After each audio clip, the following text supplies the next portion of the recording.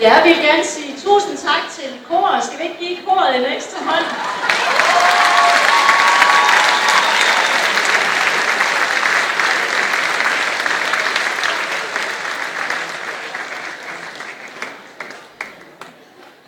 Ja, så er der buffet om en halv time.